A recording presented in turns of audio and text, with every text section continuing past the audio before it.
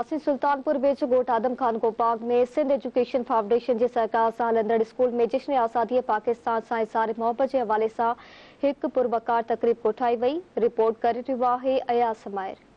सुल्तानपुर वेझो ॻोठ आदम खान गोपांग में सिंध एजुकेशन फाउंडेशन के सहकार से हलंदड़ हाई स्कूल में पाकिस्तान से इज़हार मोहब्बत के हवाले से एक पुरवकार तकरीब कोठाई वई। जै तकरीब में स्कूल के उस्तादन ॿारनि इलाके वासिन वडे अंग में शिरकत कई। तकरीब में शरीक स्कूल के ॿारनि पारां तकरीरूं टेबलोज़ और कौमी गीतन ते रक़्स पेश करे पाकिस्तान से मोहब्बत जो इज़हार किया वियो।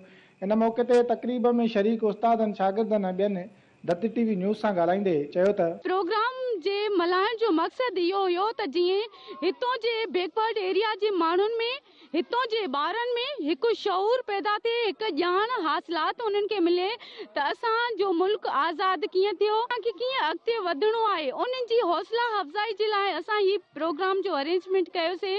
जीअं ही ॿारनि में कुछ शऊर ऐं अॻिते अचण जो जेको आहे न शौक़ वलवलो पैदा थिए। उन्हनि जेकी भी परफॉर्म कयो तमामु बहितरीन तरीक़े सां कयो। फ्यूचर में ही तमामु सुठनि उहिदनि ते वेंदा। पाकिस्तान जे लाइ न पूरी सिंध जे लाइ सॼनि जे लाइ हिकु सुठो बेहतरीन जेको आहे न पंहिंजो किरदार निभाईंदा। खुदा की खास रहमत है, बुजुर्गों की बशारत है। खुदा की खास रहमत है, बुजुर्गों की बशारत है। कई नस्लों की मेहनत है, कई नस्लों की मेहनत है।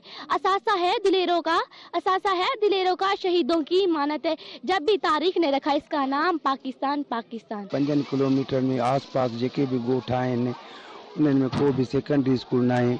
ये तमाम ये समझो तो 75 साल असांखे आज़ादी के थिया पर हीरिम जे हवाले सां तमामु पोइते पियल इलाइक़ा आहिनि। ॿारनि खे जेको असांजे वॾेरनि आज़ादी हासिलु कई उन जे लाइ उन्हनि जे ज़हन नशीन कयूं ऐं उन्हनि खे शऊर पैदा कयूं त असांजे वॾेरनि कीअं आज़ादी मतिलबु हासिलु कई। कैमरामैन टीम सां गॾु अयाज अहमद समायर, दत्त टीवी न्यूज़, सुल्तानपुर।